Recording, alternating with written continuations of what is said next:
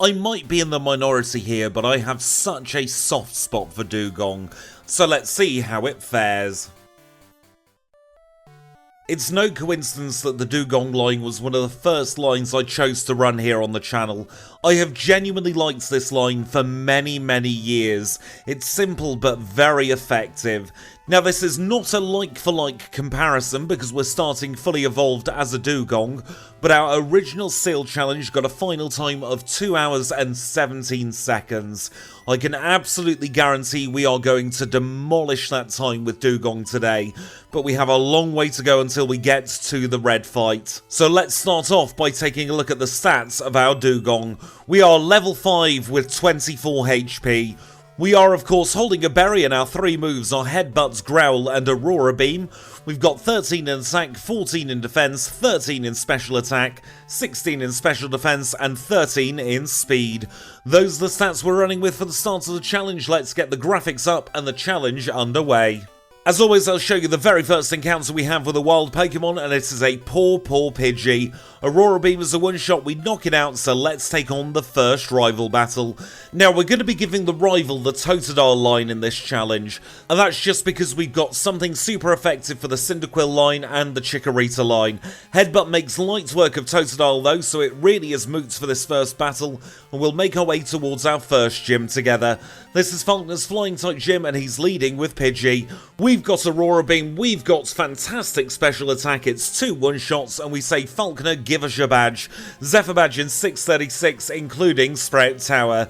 Let's now move on to Bugsy. He lives in Azalea Town, and he is of course the gym leader who specialises in the bug type. It's a one-shot on the Metapod, it's a one-shot on the Kakuna, and here comes the Scyther. Scyther uses Fury Cutter, we take it deep into the red, we knock it out on turn number 2. We grow to level 20 and we are through Bugsy and have the Hive badge in 12 minutes and 32 seconds. That is very fast. Let's now take on the second rival battle. He's going to lead this time with Ghastly. That's going to be no issue for us, and Aurora Beam knocks it out in 1. Here comes Croconaw, we'll swap to Headbutt and it's going to be a 3-shot. Croconaw tries scratching, but it's all in vain. The last Pokemon is Zubat. It's weak to ice, we knock it out in 1, and we get through the rival in 13 minutes and 2 seconds. Now, the next gym battle could be slightly dangerous. It's Whitney, she has Rollout. We have good defenses, but Rollout will build. Clefairy misses its double slap, that's a very good start to this battle. And that brings us on to Miltank. We use Aurora Beam, Rollout misses, that gives us the in we need to get through this battle, and we obtain the Plain badge in a time of 17 minutes and 48 seconds. Thank goodness that Clefairy didn't go boom for Dewgong as well as Seal. Let's now take on the third rival battle. He's going to lead with Haunter. We've got Surf and we've got Hidden Power Electric as additions to our learn set by this point, and those 2 moves give us phenomenal coverage. We'll headbutt the Croconaw, fishing for a flinch, it doesn't work out, but then we'll knock it out with a Hidden Power. We grow to level 31, we continue the Hidden Power against the Zubat, and we get through the rival in a time of 25 minutes and 55 seconds. We'll fall through the floor and suddenly we're in front of Morty. He is our dual Ghost and Poison spectacular gym leader, and he's going to lead with Ghastly. We're holding the Minceberry as a precaution here, but we should be able to sweep with Surf. It's a one-shot on the Ghastly, it's a one-shot on Haunter number 1. Out comes the Gengar. Surf doesn't quite one-shot, but he doesn't use Hypnosis. That means we can save our Minceberry for the Chuck battle. We get through Morty and obtain the Fog badge in 27:27, and now we're on to Chuck. Chuck's here in Cianwood City, he's a fighting type specialist who leads with Primeape. We're going to fish for the flinch with Headbutt, it doesn't quite work out, but we're still comfortably in the green for the Poliwrath. We'll use a Headbutt on turn 1 as he uses Mind Reader, he flinches on turn 2 and we'll use Hidden Power.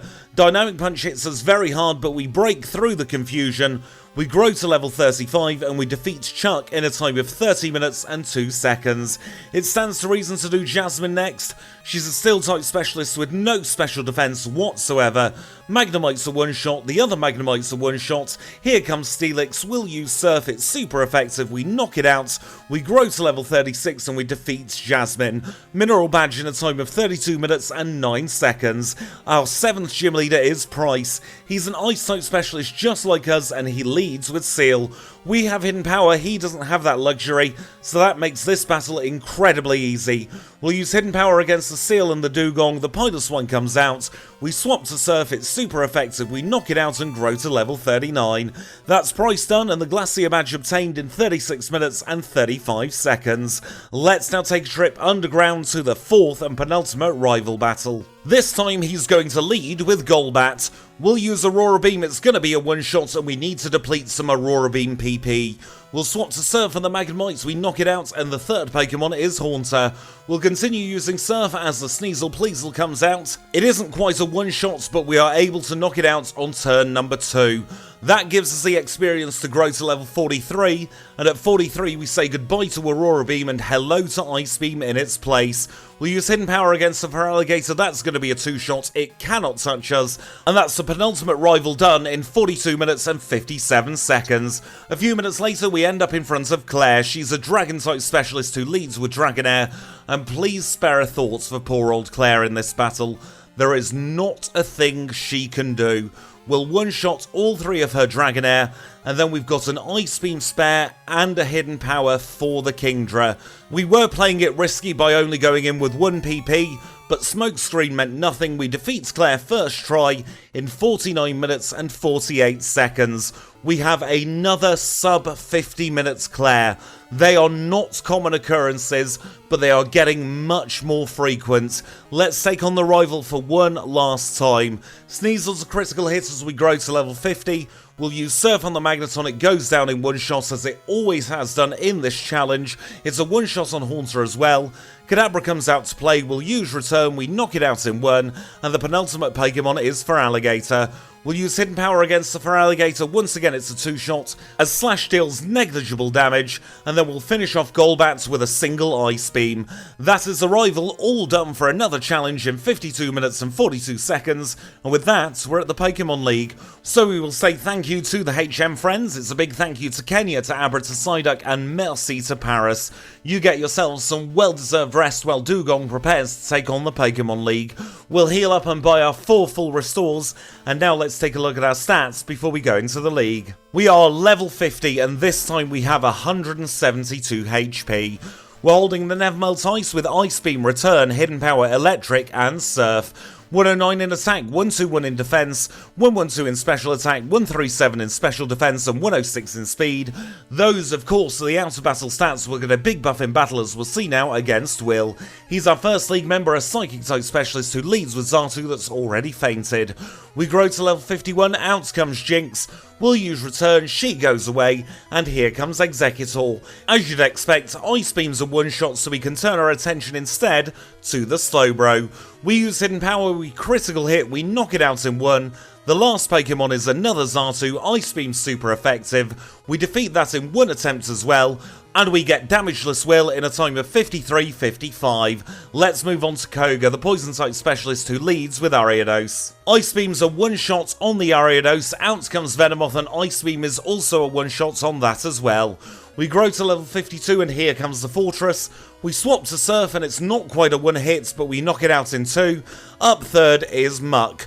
We don't have anything great for the Muck, but it minimalizes. We knock it out with an Ice Beam, and the last Pokemon is Crobat. We get Toxics, that doesn't matter, we knock it out in 1, and that is Damageless Koga in 54 minutes and 32 seconds. Let's take on Bruno, the fighting type specialist who leads with Hitmontop. We use Ice Beam, but we don't one-shot, and that means our Damageless streak comes to an end. We've taken a whole 13 HP worth of damage. Hitmonlee's a one-shot courtesy of a critical hit. Now we are going to get some guaranteed damage from the Hitmonchan. We use Ice Beam on turn 1, we're down to 103 HP as we knock it out on turn 2. Machamp comes out to play, we use Ice Beam and Cross Chop misses. That seals Bruno's fate as he's only got an Onix left to go. We knock it out in 1 shot, and we are through him in 55 minutes and 20 seconds. Let's take on Karen. She's the Dark-type specialist who leads with Umbreon. Ice Beam takes just under half health off on turn 1. We get Sand Attacked on turn 2, but we don't take any damage.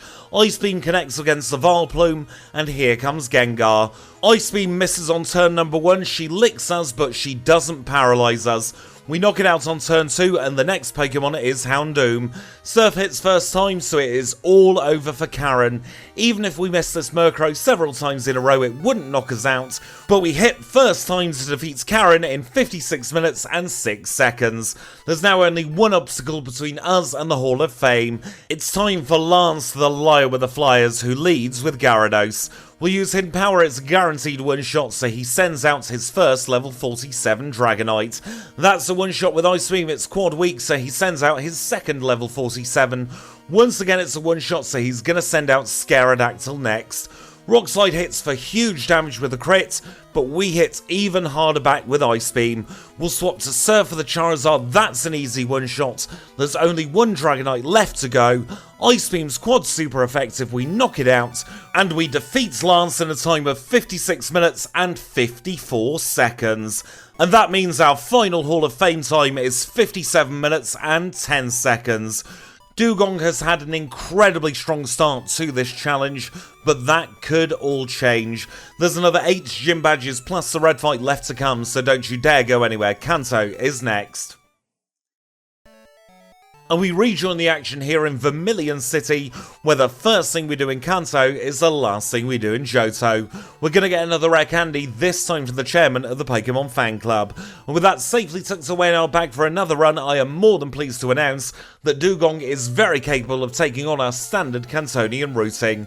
So we'll start here at Surge, then move over to Erica. It's down to Janine, then back up to Sabrina. We'll go to Cerulean for Misty, over to Pewter for Brock, down to the Seafoam Islands for Blaine, and we'll finish off with Blue. And talking of Blue, if you do want to skip ahead to the Blue fight, it's going to be happening at roughly 14 minutes and 26 seconds. But for everybody else, let's now sit back, relax, and have our standard Cantonian chat. And we're going to be going a little bit technical for this one, because I'm going to be talking all things ROM hacking. The things I've been able to achieve and the things I want to be able to achieve. And I'm going to be doing something called rubber ducking here. That's where you talk to something inanimate if you are struggling with a coding concept or struggling to find a solution for a problem in your way. And just by vocalizing it, you might be hit with the inspiration you need to then get through that challenge. And I want to start off with a couple of major things I have achieved in recent times. At the time of recording, I have just released the Wonder Trade video, and that was a huge endeavour to try and get Wonder Trading into Generation 2. I gave it a try around about 9 months ago and it just didn't work for me. But the other day I was hit by a flash of inspiration for how it might work, and it just about functions. There is still the odd crash that I've not located yet, but it is now fully incorporated into the challenge run patch. There is a warning that you may crash, but if you speak to the time capsule receptionist, then you will be able to Wonder Trade your Pokemon at any time. And the other major achievement of recent times is getting the Safari game into Generation 2. I did it completely from scratch and there was nothing in there that really had a battle system like the Safari Zone. Nothing I could see anyway. I might have overcomplicated things here, but I built a Safari battle engine from scratch, including all the different flee rates you would see in a regular Safari Zone, using baits to decrease the capture rates but increase the flee rate, and then using the rock to do the complete opposite. That was a mammoth endeavour, and it was actually something that I thought of just as I was going to sleep, so I sent a little reminder to myself on my phone that came through the next day, and the coding I put in place just so happened to work in exactly the way I wanted it to do. And the way we do it is by never taking a turn in battle, so the enemy never gets a chance to use a move, and that means the rest of the battle engine can remain untouched, so we won't have any random glitches occurring in a regular trainer or regular wild battle. Now, the big thing I'm going to be working on over the next few weeks is getting Mega Evolution into Generation 2. I have a few ways I could go about it, but not a single way has worked yet. I'm going to be working through my list, slowly knocking things off, and I am hoping to get that in, because that then means we'll be able to do backports with form changes where the Pokemon's stats change as well.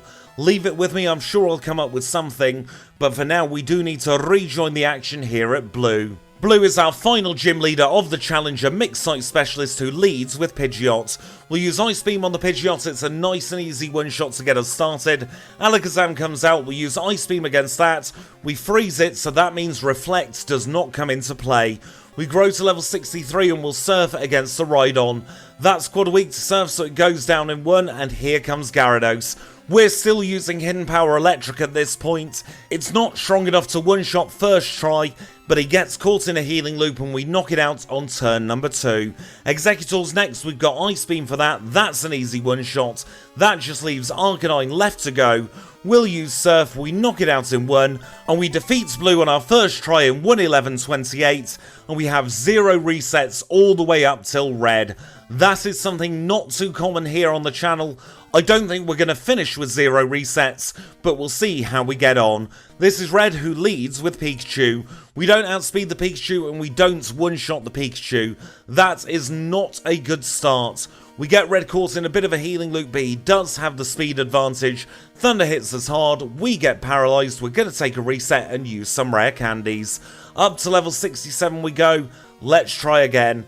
We still don't outspeed and we still don't one-shot, so we're going to use 3 more rare candies, up to level 70. We're 2 speed points behind Pikachu at this point, but Surf is now a one-shot. That brings us on to Espeon. We use Surf, Psychic hits us fairly hard, and it's not a 2-shot against Espeon. We're on 163 as the Snorlax comes out. We'll use Ice Beam and we will hope for the freeze. It doesn't look like we're getting it, and Body Slam takes us deep into the red, then knocks us out. We'll use our last 4 rare candies, get up to 74, and we're going to swap to the leftovers. We now outspeed Pikachu and we one-shot it consistently. We don't need to worry about that. We're only facing 5 Pokemon now. Espeon's still proving to be pesky, but we can somehow 2-shot it. We're onto the Snorlax, we'll use Ice Beam and we freeze it on turn number 1. We swap to Surf, but Snorlax defrosts. That is incredibly rare. It goes to sleep, but we're going to try persevering just a little bit. There is no harm in trying. It's going to use Snore. We can regain most of Snore with the leftovers. We'll use an Ice Beam. We take it deep into the yellow, but Body Slam paralyzes us. We'll take a reset and hope that doesn't happen again. We one-shot the Pikachu, we're back onto the Espeon. Espeon uses Psychic, we take it deep into the yellow, and we are in the yellow ourselves as we knock it out. Third Pokemon is Snorlax. We are fishing for the freeze once more.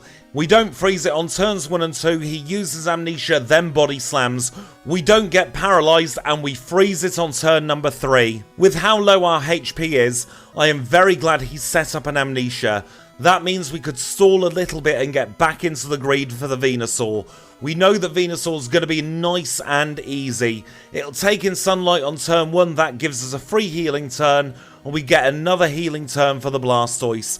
We'll use Hidden Power, it's looking like a 3-shot. Surf isn't doing much to us at all. Even with 2 critical hits, we're still comfortably in the yellow as we knock it out, and the last Pokemon is Charizard. Flamethrower hits us very hard, but we critical hit back. We knock it out in 1 shot, and we defeat Red in 1 hour, 16 minutes, and 45 seconds. As I said at the beginning of the video, it's not a like-for-like comparison, but that is a saving of 45 minutes on the Seal into Dewgong challenge that we did at the very beginning of the channel, and that puts us in a well-deserved 2nd place on the end of the line leaderboard. Honestly, I wouldn't have expected that from the beginning of this challenge, but I am very happy. But with that, we are done. So I really hope you've enjoyed this one. If you have, make sure to leave it a like. If you've got any feedback, leave it in the comments below. If you want to see more, click the subscribe button. And until next time, when we're taking a couple of videos break from the ice sites with Entei and Crystal, I'll say thank you all so much for watching, and I'll see you all very, very soon.